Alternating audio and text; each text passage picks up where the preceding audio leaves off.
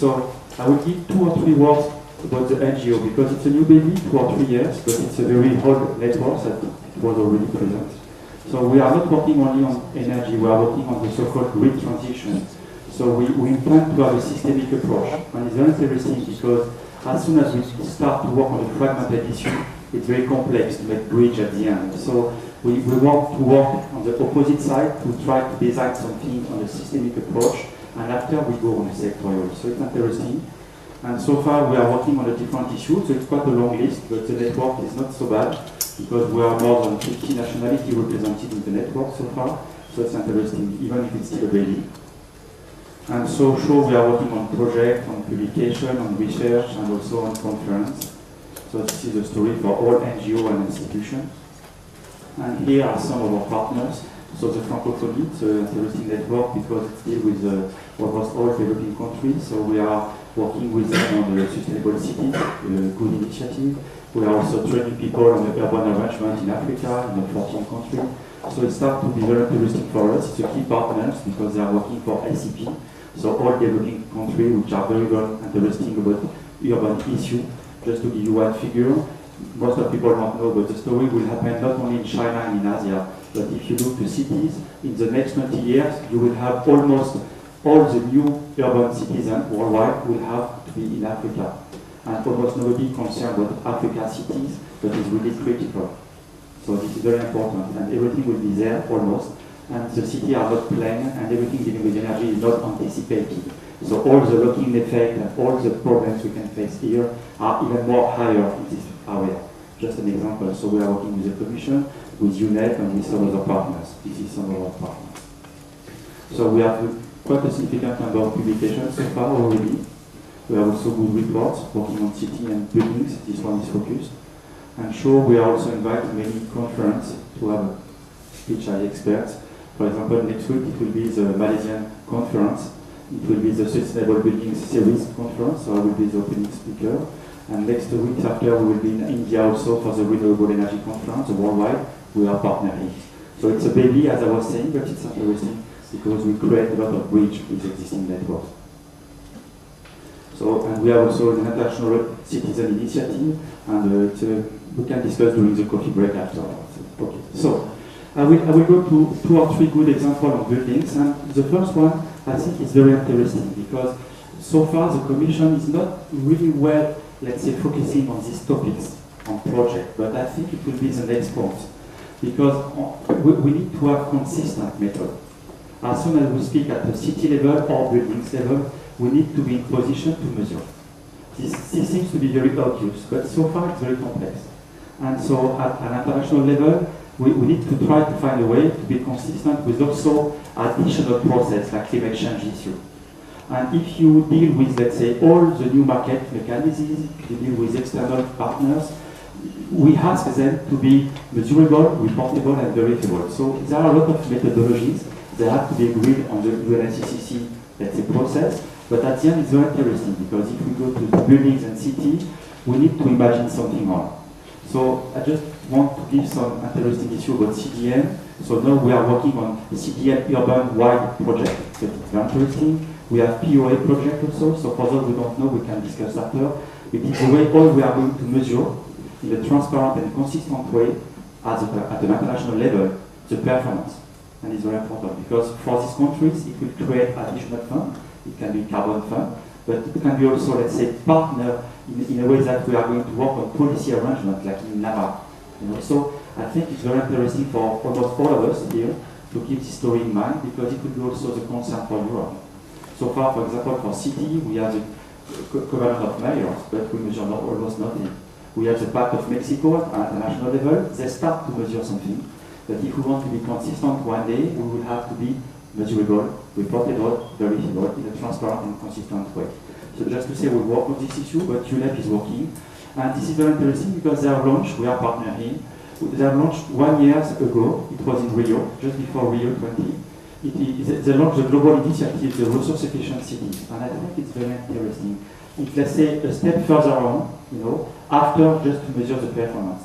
They want to imagine, and I think it's very crucial, they want to have the systemic vision of the cities with the resource flow.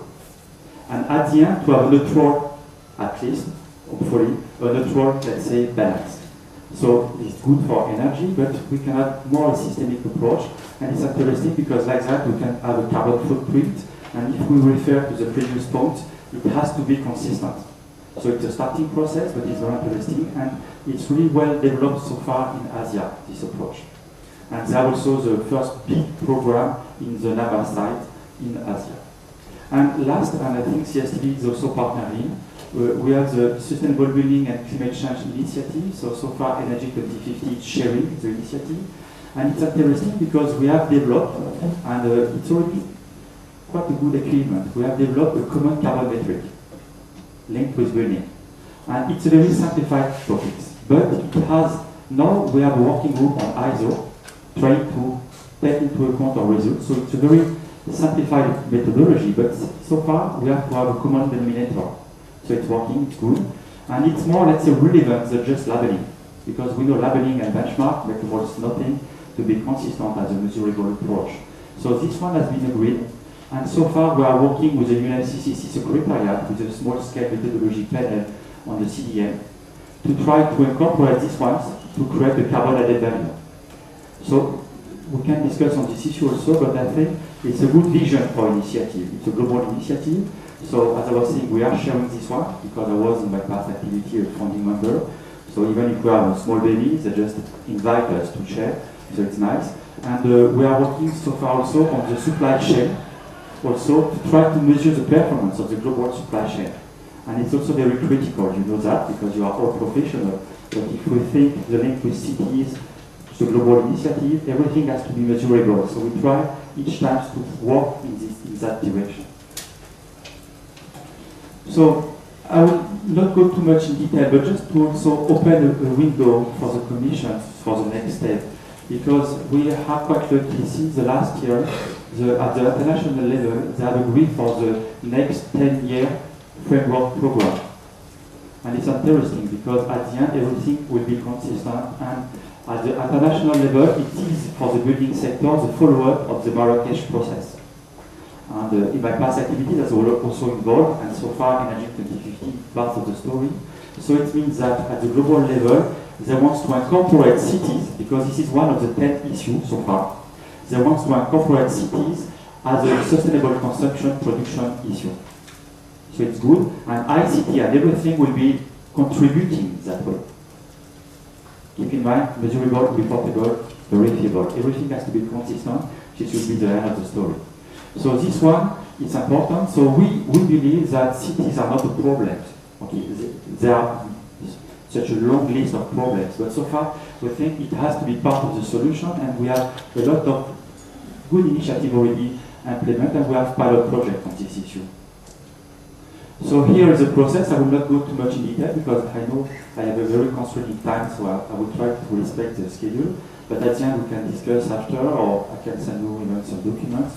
But it's very interesting because all the previous speaker, your presentation is somewhere here. It has to be partnership somewhere. And everything is like a brick, you know, it's a big work. And everything in a systemic approach is consistent with the other one. So as soon as you deal with transport, with measurable ICT or others, we try to make the connection.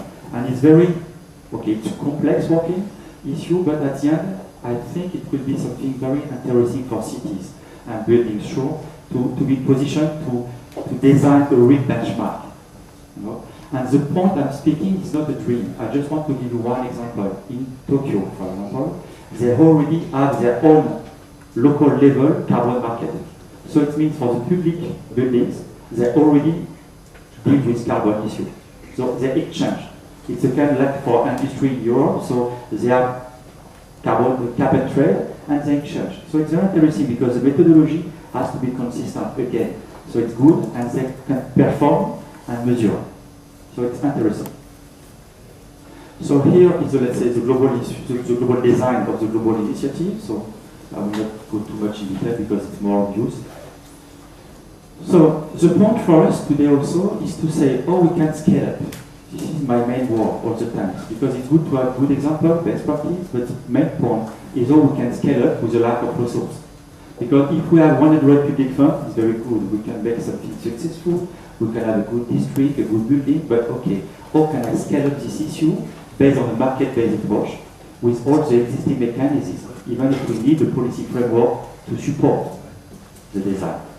So here, I will not go to this figure because some of my colleagues, and I'm sure almost all people know this topic, but we know the carbon footprint, the energy footprint, the resource footprint of the buildings or others.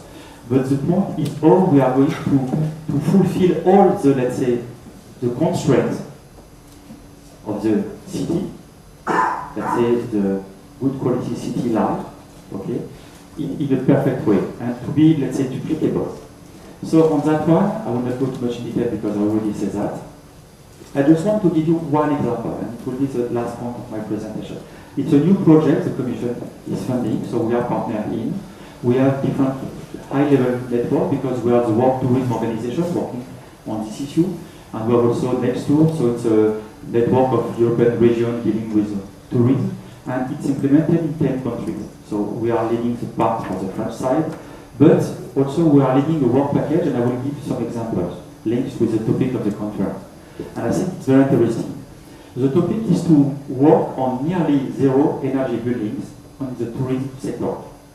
If you just read the word, it makes no sense. Could you imagine in these buildings to say, okay, guys, you need to be zero energy. It's because they need to sell services. And the services based on energy, more or less. So at the end, it's something, if we just look to, let's say, normal economical analysis, it makes no sense. If you look to technical things, we know how to do it. But how we are going to attract these guys. And this is, I think, the point to make the bridge with the measurement approach, and also the need to be consistent, and the need to be innovative. And also the need to use all the new technologies to be positioned to measure everything.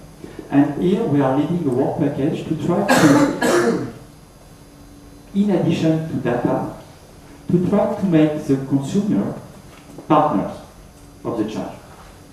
And this is something very interesting because we want to have a kind of partnership between the hotel, sure, it will use these results to sell, to increase, okay, the benefit and everything, but we make some calculation. In almost all the time, you need 20, 30, and even more to have a payback period because it's crazy if you compare to the investment.